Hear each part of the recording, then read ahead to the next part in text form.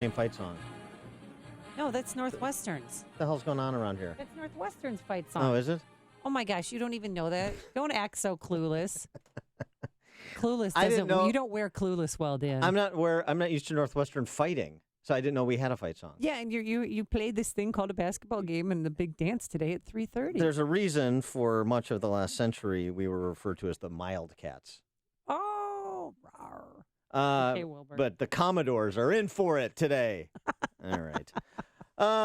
Paul Ryan giving an indication that he understands that what has been proposed for replacing Obamacare may need to take on some friendly amendments from Freedom Caucus members, even before it gets to the conference process, assuming it passes the House and gets over to the Senate. Saying this yesterday, did Paul Ryan. Now that we have our score, because before our score, we weren't sure what we could do. Now that we have a score, we can make some necessary improvements and refinements to the bill. This is, by the way, the legislative process. We're halfway through the four-committee process. And all of these things do, of course, have to conform with reconciliation. That's why it takes a little while to figure this out. That's why it takes a while to make sure that you guys know what the Byrd Rule is, that we conform with the Byrd Rule. So that's the ongoing legislative process that's happening. And as Newt Gingrich said, you don't get sirloin steak from the sausage-making process of Congress. And one of the sausage makers joins us now. He is Congressman Adam Kinzinger. Adam, thanks for being with us. Appreciate it. Thanks. You like that? You like the sausage maker right. reference? Yeah. So where are you with what Paul Ryan and House Republican leadership has proposed and how it's been explained and marketed to the American people to date?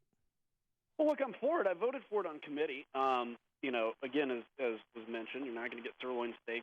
I think there's a lot of people that are letting perfect become the enemy of good. There's a couple things we have to consider. Number one, we're limited as to what we can do on reconciliation. That's a fact. Now, we can pretend like, well, let's just, force it through to the Senate, and that's cool because then when the Senate parliamentarian says it doesn't confine with reconciliation, you can't do it. You're one shot out of the barrel, done. So we have limited what we can do. There's people to push to say, well, let's stop the Medicaid expansion earlier. Right now it freezes at 2020. Let's do it at 2018. Well, right now you have these states that already are in the middle of their budget that do 2-year budget cycles. And, look, it took the health care law, Obamacare, 4 years to be put in place. For us to take 2 years to unwind it, I don't think is unreasonable. But as was mentioned with any legislative process, there's going to be some back and forth, and I'm open to some negotiation. But, ultimately I'm going to do the right thing for the country and for Illinois, and then my party third. So we'll take a look at what happens. Well, the one question that everybody wants answered, if you like your doctor, can you keep your doctor? Definitely more likely than you can on Obamacare. Look, right now, under the health care law, members of Congress, by the way, are forced to be on Obamacare. I actually dropped it and went on TRICARE because I'm a military reservist because it was so bad. But basically what you can do is take a piece of paper and write insurance on it and now say that you're covered. I can say that you guys are covered by just writing insurance. But the problem is if you have to spend $15,000 for a deductible and then a couple $1,000 a month in premiums, you're not really covered. And so that's what we're arguing here. That, the left will say, well, we have coverage for all these people, but you all have talked to folks that say this is worthless coverage. You've talked to doctors that say we're no longer taking it. And so what we say is we want to give you a choice. We want to give you a better market, advanceable tax credits if you're in the right income bracket, and you need them, and help you to take your advanceable tax credits and go and shop and let insurance compete for you. That's the right way to move. Now, the details of how we get there, fine, we can negotiate and go back and forth. But that, in my mind, is definitely the first step of where health care needs. With respect to this plan being good for Illinois, Governor Bruce Rauner disagrees. He said that the proposal would be bad for Illinois, and he's particularly concerned about the Medicaid piece of it. Is he wrong? Well, look, I think, this is a tough vote for Illinois because Illinois has been so mismanaged for such a long time. Illinois Medicaid benefits are, I think, an average of $4,000 per person. In some states, they're $12,000.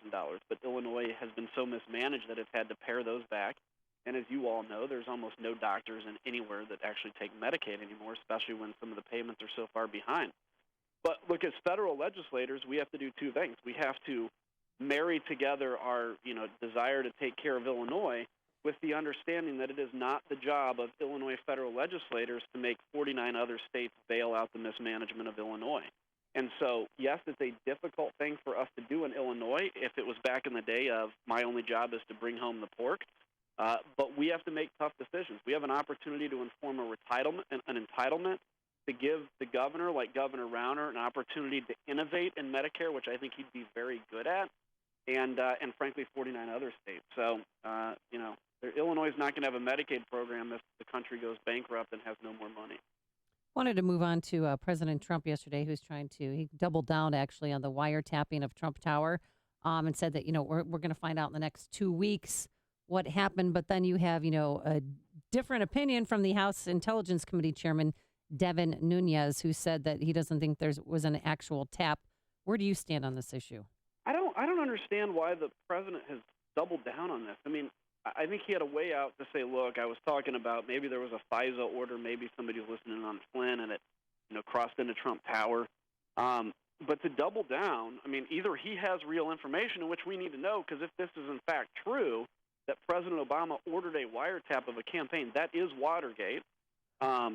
If it's not true, though, it is a big deal for a president, even if you don't like the former president, for a president to basically declare that a former president committed a felony like that. That's where I'm worried about going there in politics. We have to have still some level of decorum. So, either he knows something that even the Intelligence Committee doesn't, or there's going to be a day of reckoning and they're going to have to come out and admit that this was a tweet that never should have gone out. Well, right. And I mean, there's the issue of precision, though, too. I mean, the whole kind of, how much time do we need to experience Donald Trump to understand that he is often directionally correct and specifically incorrect? So Right. The idea of perhaps there was a FISA warrant, perhaps there was some sort of surveillance, perhaps it wasn't the quote unquote wiretapping like it's Gene Hackman in an apartment building in the conversation. Right. I mean, it's so the imprecision creates confusion, and of course it's interpreted in the least favorable way by the D.C. press corps, which creates more confusion.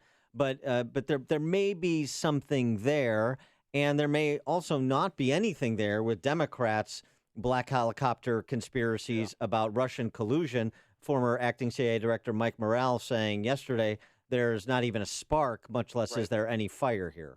Right. Yeah, and so it's 2 points on that, and then Russia. First, real quick, with the wiretapping, the White House seemed to be walking that back, and then President Trump comes out and doubles down. So there's a conflict there. And again, he's going to have to, because to say that the former president is basically an evil man or whatever the exact terms were, a liar, a crook, I mean, I get worried about going there in politics. I was no Barack Obama fan, but I also think we have to respect that, the office. But secondly, and then lastly with the Russia stuff, yeah, I mean, it's appearing. I've always said these committees need to get to the bottom of the Russia stuff, because either Trump is going to come out exonerated in all of this, or it's going to come out that, there was collusion, in which case we need to know that. But there has been not a flotilla, not an iota, flotilla is not the right word, not a scintilla of that's evidence to connect the two together. Trump is releasing his budget blueprint today, calls for cuts to foreign aid, arts, EPA, other State Department. Other cabinet-level positions, while a bump at the Pentagon. What's your reaction to the broad outlines of his budget blueprint? Well, I'm for the bump at the Pentagon. I'm for a lot of the cuts he's put out. I get very concerned about State Department. They're a bunch of lefties, to be honest with you, but they do a lot of silent work that we don't see, a lot of conflict mitigation. And they, frankly, foreign aid to me is way cheaper than a 500-pound GBU or 2,000-pound laser-guided bomb. And so I'm worried about that aspect of it, very small part of the budget. A lot of the other stuff I'm okay with, but look, you cannot fix our national debt and deficit tinkering around the edge like this. That's not the area he's cutting. Is not where the problem is. The problem is, frankly, Social Security, Medicare, and Medicaid, and nobody's got the courage to talk about it. And then when we talk about reforming Medicaid, everybody's jumping off. These are tough decisions we're going to have to make, and this is why we came out. Okay. All right. He is Congressman Adam Kinzinger, representative from Illinois' 16th Congressional District. Adam, thanks as always for joining us. Appreciate it. Anytime, guys. Thank you. Appreciate it. And he joined us on our turnkey.pro answer line.